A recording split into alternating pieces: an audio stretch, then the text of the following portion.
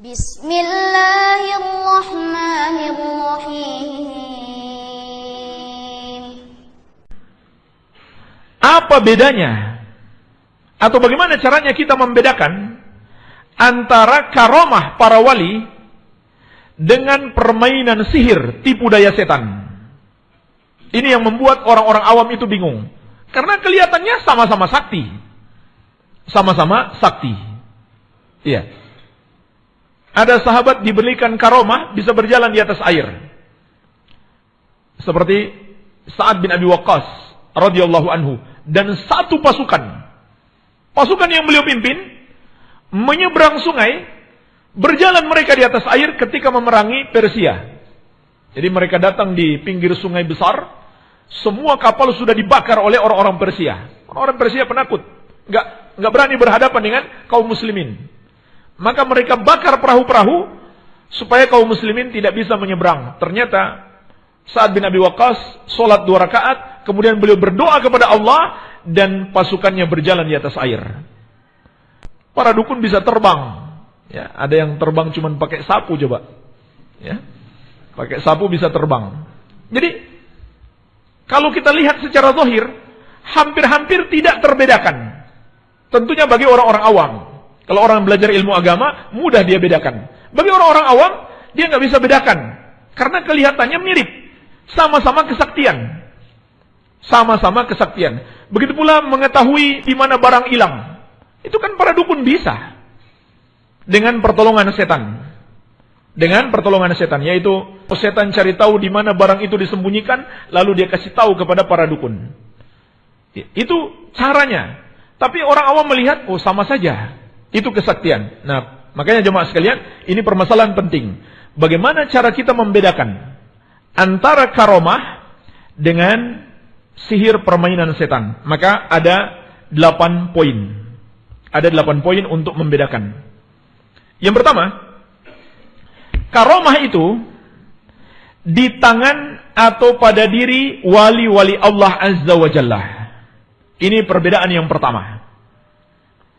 Karomah itu ada pada diri wali Allah. Sedangkan sihir, kesaktian-kesaktian yang berasal dari permainan setan, itu pada diri musuh Allah atau para dukun. Nah, itulah pentingnya tadi kita bahas kriteria atau sifat-sifat wali Allah. Jadi kalau kita lihat dia wali Allah, maka apa yang dia miliki itu karomah. Kemungkinan besar apa yang dia miliki adalah karomah. Nanti akan kita sebutkan juga jemaah sekalian, terkadang ada juga wali Allah ditipu oleh setan. Setan memperlihatkan kepadanya atau memberikan kepadanya sebuah keajaiban, dia pikir itu karomah, padahal itu permainan setan. Tapi umumnya karomah itu pada wali-wali Allah Azza wa Jalla. Sedangkan sihir itu pada diri musuh-musuh Allah, para dukun, atau orang-orang kafir, atau orang-orang yang tidak bertakwa. Jadi, kalau begitu, yang pertama untuk mencari tahu, kita lihat orangnya. Kita lihat orangnya. Bagaimana iman dan takwanya. Bagaimana ittiba'nya kepada Rasulullah SAW. Kalau dia katanya sakti, sholat saja tidak. Atau sholatnya bolong-bolong.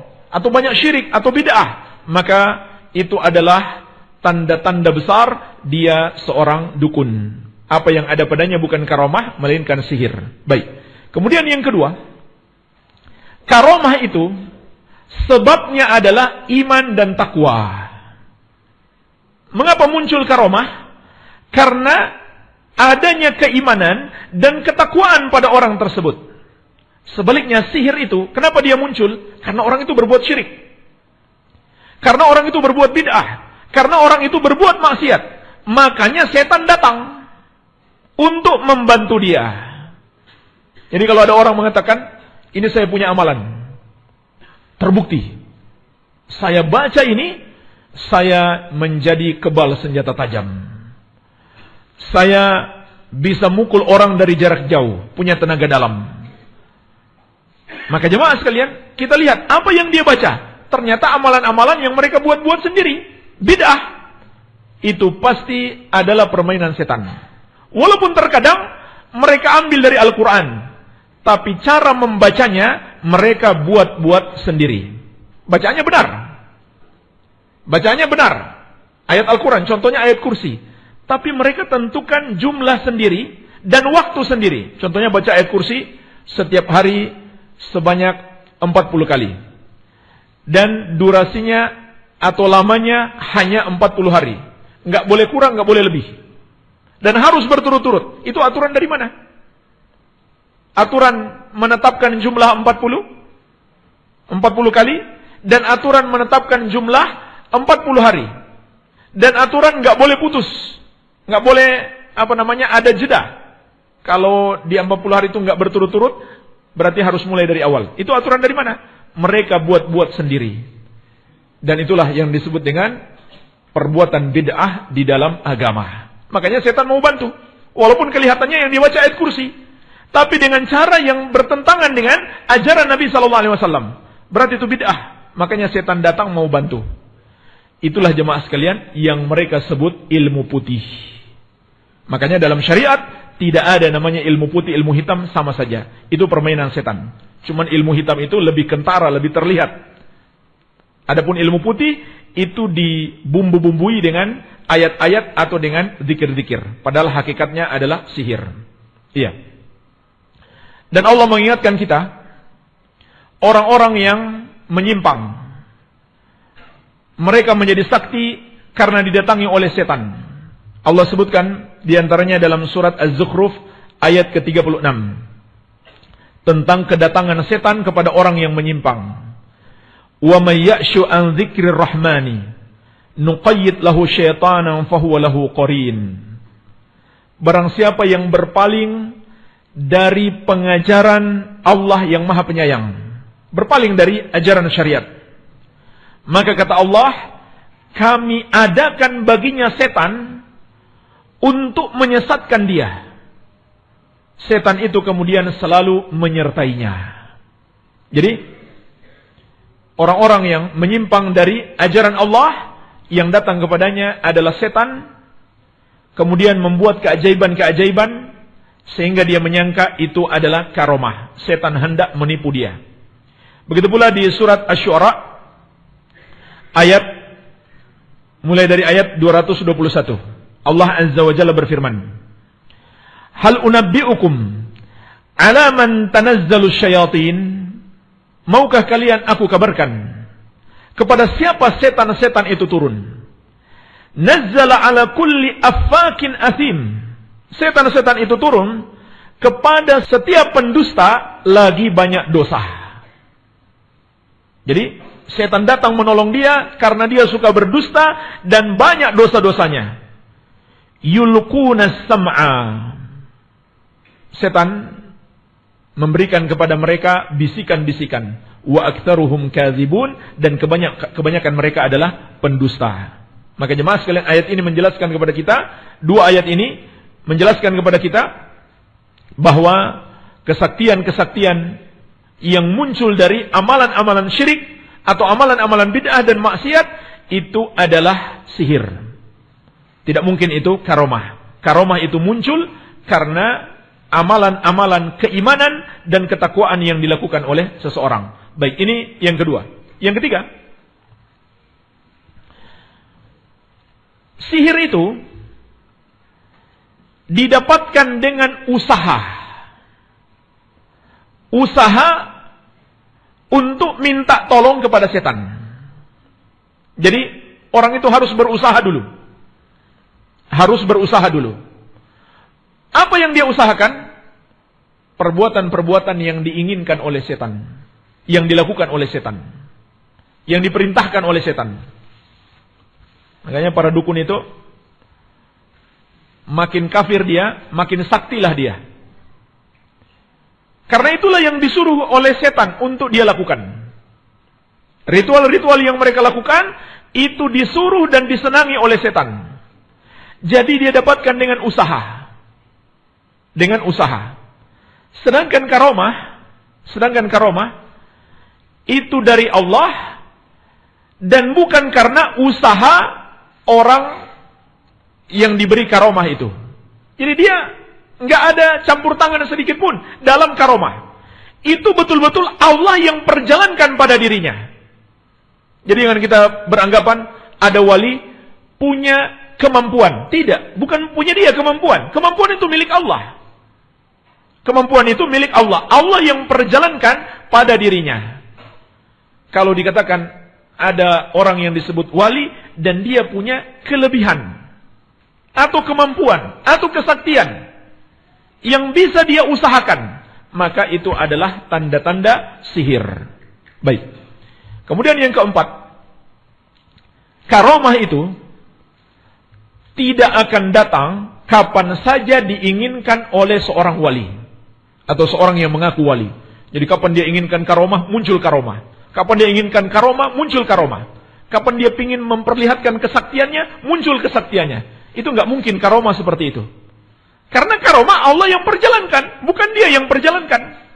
Kalau kapan dia inginkan datang, berarti dia yang perjalankan, bukan Allah lagi. Maka itu adalah sihir. Itu adalah sihir. Baik. Kemudian yang kelima, karomah itu tidak bisa digunakan untuk adu kesaktian. Nggak bisa. Kalau sihir bisa. Mereka saling menantang. Bahkan mereka penasaran, ingin tahu siapa yang paling sakti di muka bumi ini. Keliling dunia untuk menjajal kesaktian para pendekar. Ya, mungkin sekarang sudah nggak ada. Hanya ada di film-film. Ya. Begitu sihir. Mereka ingin saling mengadu ilmu kesaktian. Karomah nggak bisa seperti itu. Karomah bukan untuk permainan seperti itu. Tadi sudah kita sebutkan, karomah itu ada dua tujuannya. Untuk menolong, menguatkan iman, dan mendukung wali Allah itu, atau menolong agama. Bukan untuk permainan. Bukan untuk permainan. Bukan untuk pertunjukan sulap, akrobat, atraksi. Baik. Kemudian yang keenam, karomah itu tidak dipelajari. Tidak ada dalam syariat pelajaran mencari karomah. Tidak ada. Tidak ada dalilnya. Yang ada hanyalah pelajaran supaya kita bisa istiqamah. Beda dengan sihir. Sihir itu didapatkan dengan dipelajari. Allah berfirman, "Wa ma kafara Sulaiman." Nabi Sulaiman tidaklah kafir. "Walakinna syayatina kafaru yu'allimuna an-nasa sihir." Tetapi yang kafir itu adalah setan-setan yang mengajarkan sihir kepada manusia. Jadi sihir itu diajarkan dan dipelajari. Oleh karena itu, mempelajari sihir, mengajarkannya adalah kekafiran. Apalagi mempraktikannya. Semuanya adalah termasuk kekafiran. Iya. Jadi, kalau ada pondok pesantren mengajarkan ilmu karomah, maka itu bukan pondok pesantren, tetapi padepokan dukun. Padepokan dukun. Ya. Kemudian yang ketujuh, karomah itu tidak mungkin dikalahkan. Nggak mungkin dikalahkan. Dan nggak mungkin dibatalkan. Nggak mungkin. Kenapa? Itu Allah yang perjalankan. Kalau ada orang mempertontonkan ilmu kesaktian, ternyata ada yang lebih sakti daripada dia, bisa mengalahkan dia. Itu namanya sihir. Sihir itu, siap makin kuat setannya, makin banyak setannya, makin sakti. Jadi, siapa yang lebih banyak setannya, lebih kuat setannya, dia yang menang. Dan dengan membaca ayat-ayat Allah, juga kita bisa membatalkan sihir.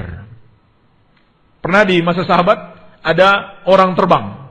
Maka seorang sahabat baca ayat kursi, jatuh mati. Kalau karomah nggak mungkin. Itu dari Allah Subhanahu wa ta'ala. Nggak mungkin dikalahkan, nggak mungkin dibatalkan. Yang kedelapan, karomah itu umumnya menambah ketakwaan dan sifat tawadhu. Sedangkan sihir, orangnya makin sombong. Wah, merasa hebat, merasa sakti. Itu bedanya. Umumnya begitu. Orang yang diberi karomah, dia ditolong oleh Allah sehingga dia makin bertakwa dan makin tawadhu. Makin merendah, tidak menyombongkan diri. Kalau dukun itu, makin hebat, makin sakti, makin sombong. Inilah jemaah sekalian, 8 untuk membedakan sihir dengan karomah. Baik.